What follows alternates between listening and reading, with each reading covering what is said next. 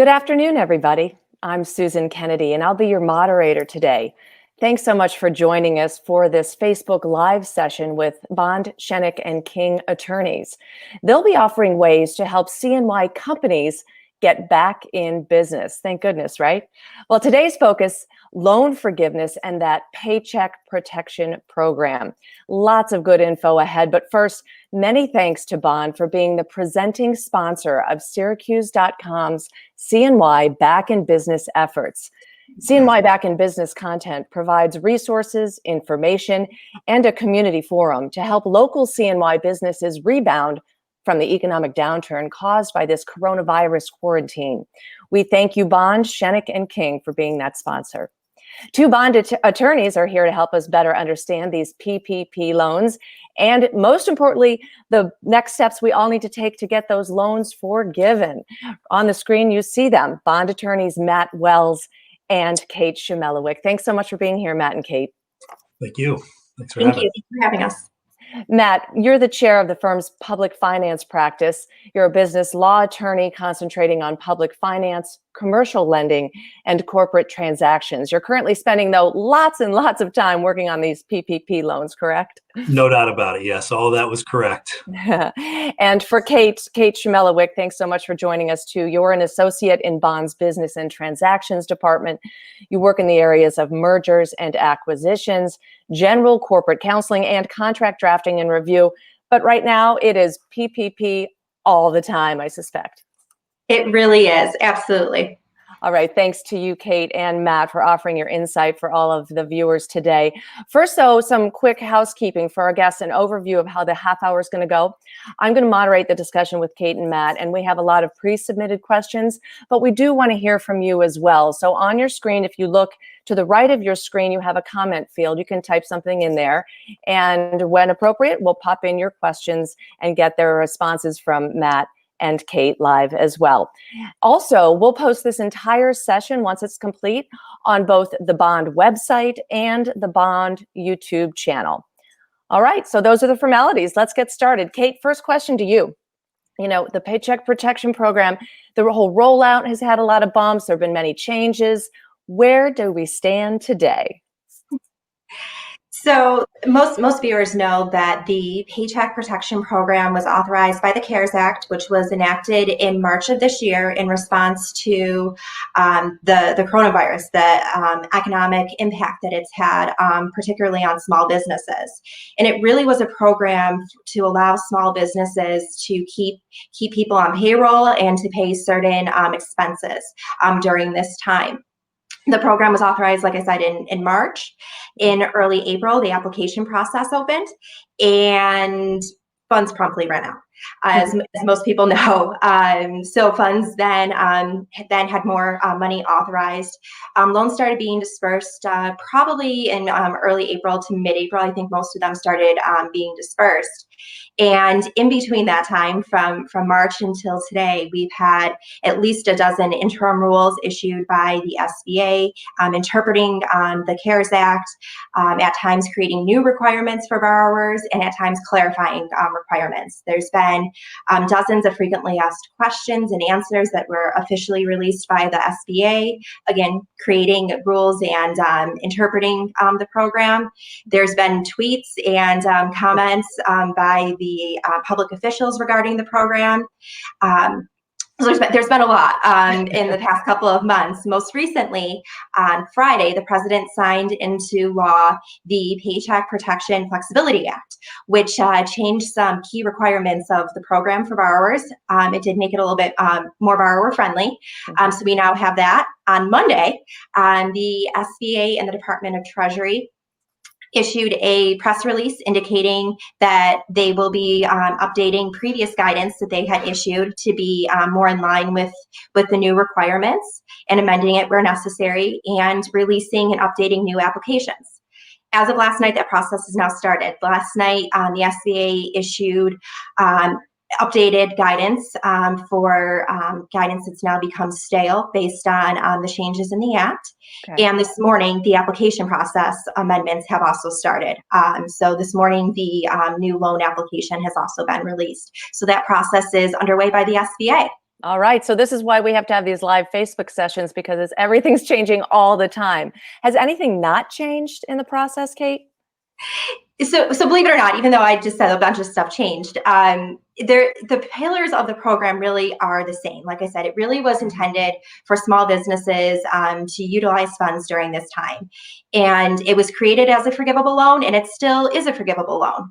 The changes really have put us in a position where borrowers in some cases are going to have an easier time getting forgiveness.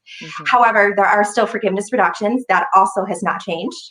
One of there's of course the forgiveness reductions for FTE headcounts, full-time equivalent employee headcount reductions, certain salary reductions, and depending on how funds are used. So there's still those type of restrictions, and there still is certain covered period changes too that were changed, but not really. Borrowers still have, in certain cases, options to use the old rules in certain circumstances. So even though it seems like a lot has changed, it's more, I think, the technical aspects than the overall really spirit of the program. All right, so let's get Matt in here. Thanks so much, Kate. So what, Matt, are some of these issues that the changes have now caused for small businesses? You're working with them all the time. What's happening, and how are they able to navigate this ever morphing PPP process? Yeah, it's a continual effort, but you started to touch on it with Kate. I think the major issue continues to be the uncertainty caused by numerous guidance and ever-changing regulations. There's certainly a good faith attempt by Congress and the administration to put something out to help businesses that are dealing with a real economic hardship. But because of the changes in the law, the resources required for businesses to keep up with it are difficult. Other issues that are presenting themselves in talking with clients are whether to choose the 8-week covered period, or now with the Flexibility Act, the 24-week covered period. For certain businesses, 8 weeks going to make sense. For others, a 24-week period is really going to be the way to go. Another issue or question that's raised and really isn't answered yet is whether you could choose a longer period than an 8-week period, but a shorter week than the 24-week period for a covered period. To date, there's no guidance on that, so we would not counsel anybody that that's going to be a possibility. So if you're a business that's thinking you may run out of loan proceeds during a 24-week period, you may want to consider spending that solely on payroll for both ease of administration and also just to maximize your forgiveness. Also, some questions that are coming out now based on the safe harbor and the extension of 8-week to 24-week, and how rehiring employees back to your February 15th level may provide you a safe harbor for forgiveness. And if you hire between now and December 31st and are forced to give layoff or make layoffs thereafter, would that take away your safe harbor? So that's an issue that probably requires more guidance. As Kate suggested earlier, the maturity date for the loan is moved from 2 years to 5 years. But importantly, for loans that were given before June 5th, it stays 2 years unless you work with your lender to amend that. So, and whether that's something a lender is likely going to be willing to negotiate is certainly a question. The permitted use of funds haven't changed. Even though there's been a lot of clamoring for additional ability to spend on things outside of what was originally allowed, but it's important for borrowers to continue to use them for payroll costs and eligible non-payroll costs. So that's some of the bigger issues that we've been dealing with. All right, Matt, and before I get to you on your next question, in all my excitement, I skipped right over Kate's, to give us the main overview of what has changed in the PPP world. Sorry, just so excited. It's exciting, right? It's especially exciting for borrowers, some of the changes.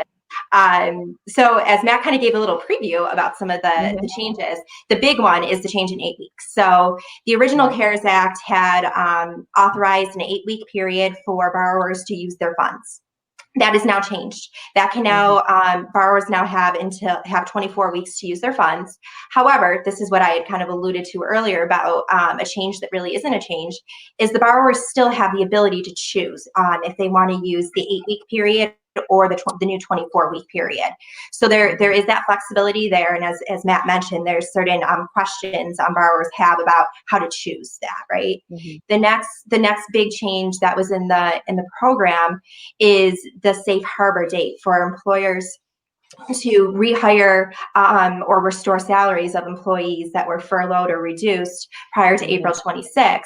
There was a safe harbor date that if employers had brought those people back prior to June 30th, they wouldn't see FTE reduction or salary reduction in their forgiveness. That date's now been pushed to December 31. So that's a really big extension on that date that's providing borrowers a little bit of flexibility there for what makes sense for their business during the reopening time. Another big change is actually not a change to the CARES Act, but it was a change to guidance issued by the SBA that created a new requirement for borrowers to use at least 75% of their funds on payroll expenses. So the CARES Act didn't really address that. The SBA created that rule in their rulemaking authority, and Congress in the Flexibility Act pulled back on that a little bit and now changed the threshold to 60%.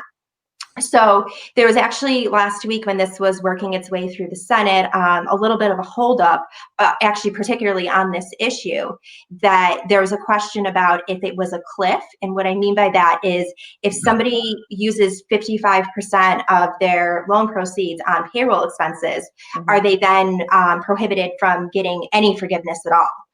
And the SBA has now clarified that actually last night. They've clarified that that's not the case. Okay. So if somebody uses less than 60% on payroll expenses, then they would just see a forgiveness reduction instead of no forgiveness at all. So that's obviously a good thing for borrowers in that situation. Okay. Another change we saw related to the FTE reduction calculations and exceptions there. So the original CARES Act, interestingly enough, did not include really any type of exceptions for situations where employees may leave voluntarily, were terminated for cause, or don't want to come back to work.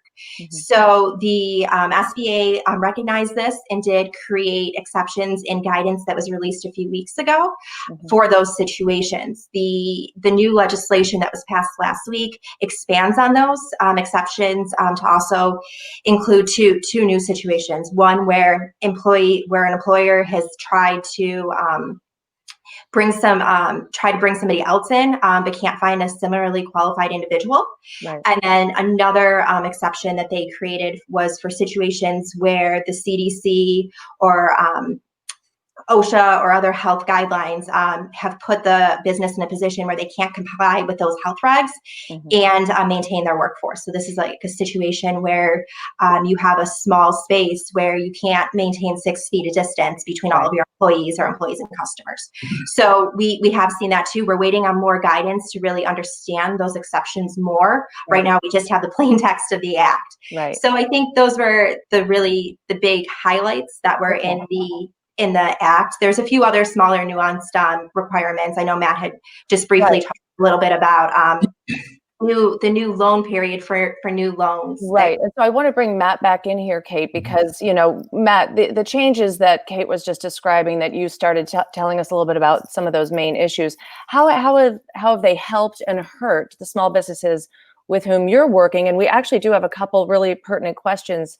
I do see them. I'm not ignoring them. But Matt, why don't you tell us about the changes to the PPE and how they help companies? Maybe that will be answered. And if not, I'll share with you the viewer question. You bet. And I think, as the name suggests, the Flexibility Act, I think the best aspect of the new guidance and law is the flexibility that was requested by the business community to meet their business needs. And it's an avenue for these businesses to stay open, pay expenses, and rehire workers in an unprecedented time, economic time where cash flow would otherwise be very tight. As Kate was just talking about, it also, the changes have reduced the amount that needs to be spent on payroll requirements from 75% to 60%. And for businesses with low labor costs or in higher rent districts or that are resource intense, that really is a benefit. The 8 to 24 week period, it's a tripling of the time you have to spend your loan proceeds, which is especially helpful for those businesses that have been closed down and are finally able to reopen. Importantly, these aspects of the new legislation do increase your opportunity to achieve loan forgiveness, which is obviously the goal of any business taking on the loan. You want to turn the loan into a grant as much as you can, if not 100%. And then, it's providing additional time to rehire employees and potentially meet that safe harbor I touched on a little bit earlier. And again, we both touched on the fact that the loan maturity date has been extended from 2 to 5 years. So there really are some concrete things that have changed that are helpful and provide that flexibility referenced in the act. Advantageous. So here's a question from one of our viewers. Maybe it goes to you, Matt. You guys can fight over it. If you follow the original 8-week period, do you have to follow the non-payroll guide of 25%, or can you go by the 40% non-payroll? I'm still going through the legislation guidance, but I believe you do have the added flexibility, and Kate's more of the expert than me, so she can correct me if I'm wrong, but I think you have that added flexibility to go with either, to go down to 60%, even on an 8-week period. That's my understanding of the new legislation as well, based on the current guidance that we have. So thus flexibility makes sense. So back to you, Matt. Are there ways that the changes to PPE and the flexibility program are hurting companies in any way? Sure, and we'll go back to that theme of uncertainty. Yeah.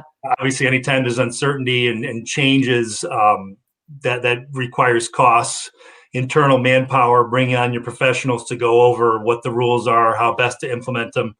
In particular, for companies who received their loan proceeds several weeks ago, knew it was an 8-week period, covered period, and quite frankly, used the money to get people back on the bench, even though they couldn't put them to work because they were otherwise closed, and used proceeds to keep people on the bench, if you will. It's those companies really wish they had the flexibility earlier on. I think they'll have the ability to choose an 8-week forgiveness period. So hopefully they won't be too harmed, but I think they would have enjoyed the additional flexibility. And again, although I just went over how the new guidance will help, it will create new questions. It will answer some questions, but it will lead to other questions and the increased costs of reviewing those questions and what they mean. Just as a consumer, I was thinking, what the heck? We're at the end of this 8-week period, just to your point, Matt. And now things have changed. They've kicked the ball down. They've changed the goal line. Is that one of those terminologies? What happens to borrowers if they've used it all up right now, all their money so far, Kate? So there's no second disbursement. Just because the borrowers now have the option to use their money over 24 weeks, it doesn't mean that they get extra money. There's nothing in the Flexibility Act that allowed an extra disbursement or extra funds to cover the full 24-week period. Because if you remember, the original application was based on 2.5 months worth of payroll. So there is that discrepancy.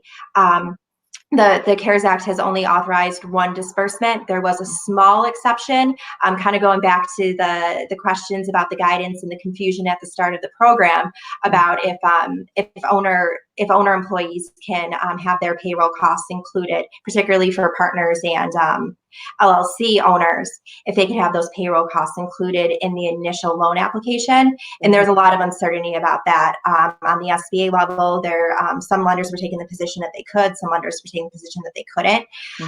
So the SBA finally clarified that. And in the situation where a borrower had not included those costs, the SBA did allow a one-time exception to do a second disbursement to cover that compensation. But other than that, there's not any other disbursements authorized under the Flexibility Act. All right. So existing PP loans, people who have them can't obtain any more funds right now. Is that what you're saying? Okay. Okay. And what about someone who is thinking they want to get on the band, join the fund right now? Can they still apply for a PPP loan at this point? They can. So applications closed June 30th. That was another question in the Senate last week about making sure the application period did not get extended as part of the Flexibility Act. So it is still June 30th. As of today, there's still, I think, is about 120 billion out there. But one of the things I think borrowers should kind of keep in mind right now is these changes in the term of the loan went from 2 years for the old loans to 5 years for the new loans. And we're seeing, and Matt touched a little bit on this. We're seeing some articles and things coming out indicating that lenders may be hesitant to extend out these 5-year loans compared to the 2-year term. So that is something to keep in mind. But there certainly is still funds available, and it closes June 30th. So if borrower has not received funds yet and they want to get on, like you said, the bandwagon, we can absolutely still apply. All righty. So here comes a question from one of our viewers. Thanks so much for tuning in. Let me get this correctly. If there's any money left within their loan, can we write extra paychecks? Do you have to return any unused monies? Does that make sense? So, there's money left in my loan. Yes. So it's really a situational. Every situation is very different. It depends on a few different factors. Actually, I should say more than a few. Really, many different factors, right?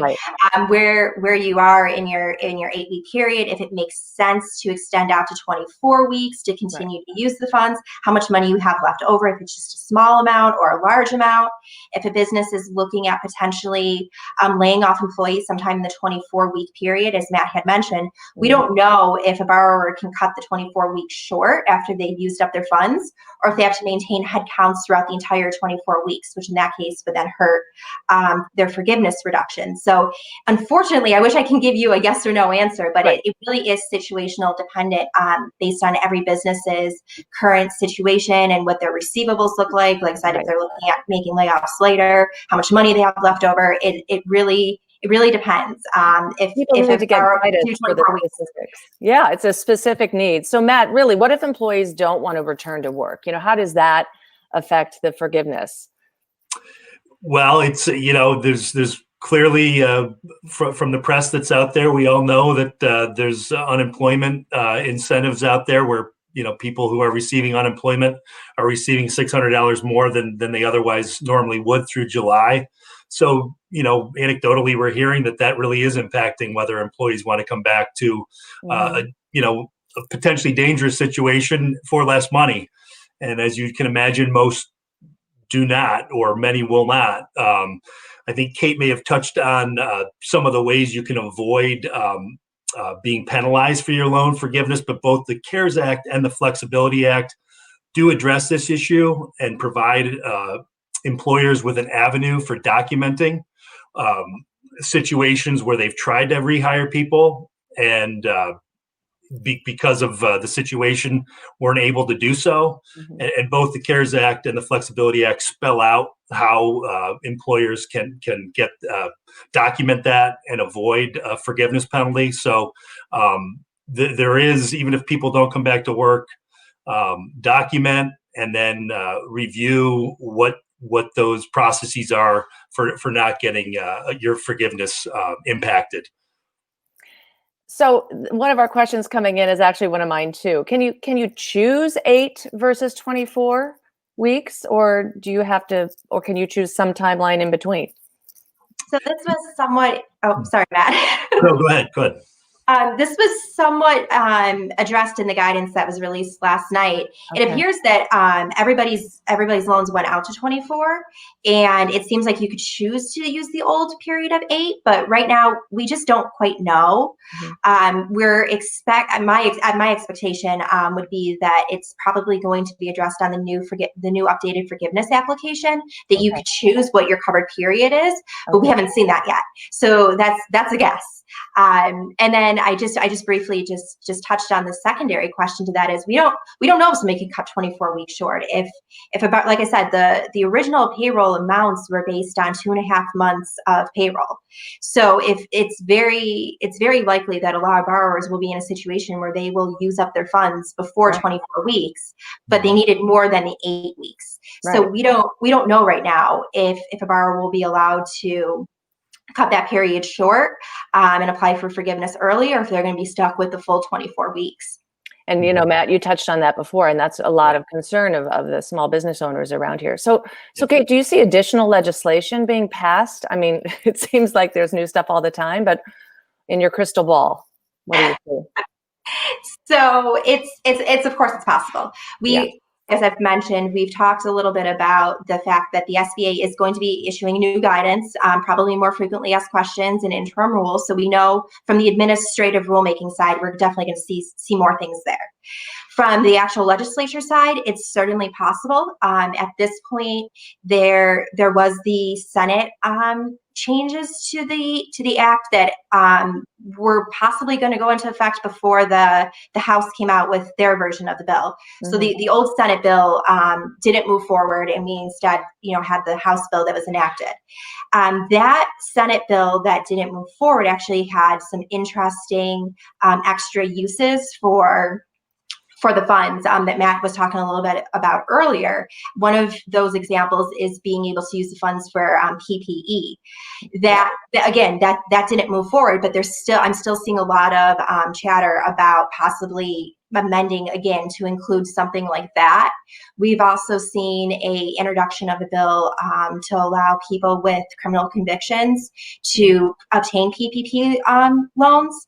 I don't know if that's going to move forward, and time-wise, again, we have till June 30th to apply for new loans. So I don't know if that's going to happen in 3 weeks to move that ball forward. Mm-hmm. And then there's a lot of lender and consumer advocacy groups and lobbying out there right now that just really want to see the forgiveness process simplified. So we may see something about that. We don't know, but there's talks to try simplifying that process, because right now, when you're going through the application, you have to go by employee line basis. So for some employers, it could take hours to go through the application. So there certainly is some calls to try making that a more simple process. And I've even seen calls to try just turning it into a straight grant for certain loans under a threshold. Mm-hmm. So we'll see what happens. It's always possible that more legislation can come through, and we'll keep our eyes on it. All righty. Well, thank you. That's why you guys are the people in the know. Matt, could you talk a little bit? We just have a couple minutes left. Mm-hmm. Could you talk a little bit about the penalties or other liabilities that companies could potentially face? Absolutely, yeah. So guidance has suggested that the SBA has discretion to conduct audits. There was a lot of clamoring a few weeks ago about the certification of necessity, and that kind of rankled the markets a little bit, if you will, and created some issues. And PPP loans over $2 million, Treasury's indicated they will be reviewed. And as a result of some of the FAQs that came out, there's some safe harbors related to that certification you needed to make for the need for the loan. But going beyond that, there's no protection for fraudulent conduct. The Department of Justice has already started to implement enforcement actions. There can be whistleblower claims from employees or others. So employers have to be worried about the certifications they're making being second guessed, and want to be as truthful and accurate as possible. Mm-hmm. Civil and criminal liabilities are spelled out in the application process.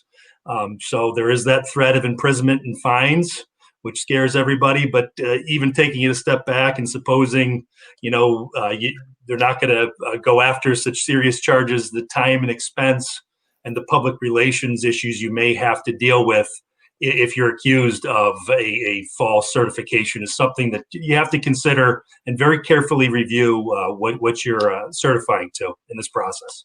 Okay, thanks, Matt. Really interesting. We have a pretty good question coming in. Another good question from one of our viewers. Does the $15K salary max for each employee for the 8-week period increase proportionally to $46K if you choose the 24-week period? Who's going to take a stab at it? I can take that one. Okay. So what this question is really asking about is the $100,000 annualized cap that that was required under the law.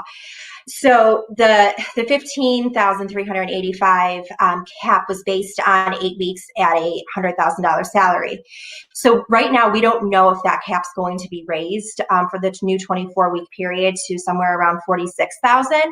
That's something we're waiting for guidance from the SBA on. Hopefully we're going to see it either in the new the updated forgiveness application or new forgiveness guidance.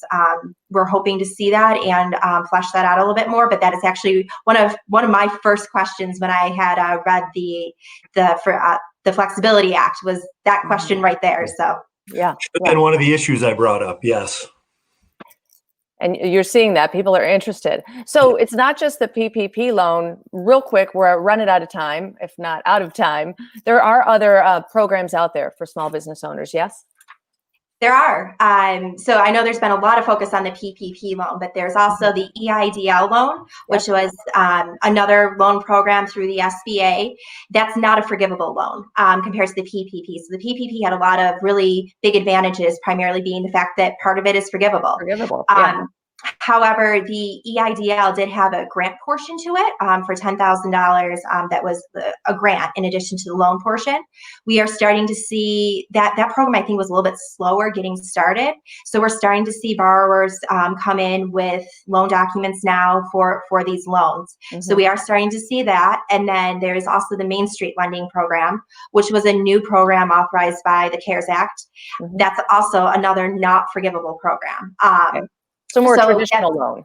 It is a little bit more traditional of a loan, and where it kind of bridges that gap between the PPP program was really made for small businesses under the 500 employee threshold. The Main Street program has a little bit different requirements in it. So it doesn't necessarily preclude somebody who has less than 500 employees from participating, but it's a little bit different of a program. Again, it doesn't have the forgiveness requirement. So it is. There are other options besides the PPP, but like I said, none of them are unfortunately as forgivable as the PPP program. Sounds like people need to talk to you folks, the people in the know, because there's lots of avenues to help us all navigate this economic impact of the COVID pandemic. Thanks so much, Matt Wells and Kate Chmielowiec. We are out of time. Bond, Schoeneck, and King, of course. Thanks for helping us navigate this loan forgiveness process. And thank you, everyone who tuned in, for joining us. Remember, this was the first of 3 such sessions, all to help CNY get back in business. The next one will happen in the coming weeks, date to be determined. And be sure, of course, please, to head to bsk.com to sign up for the Bond, Schoeneck, and King COVID-19 newsletter, the up-to-date COVID-19 recovery resource for businesses. They will be able to answer lots and lots of questions. Also, again, a reminder that this was recorded and it'll be posted on the website, the YouTube channel, so people can reference back to it. And we'll have another one in the coming weeks to help everybody else out there. Thanks again to you, Matt and Kate. Appreciate it. Thank you. Everyone have a great week.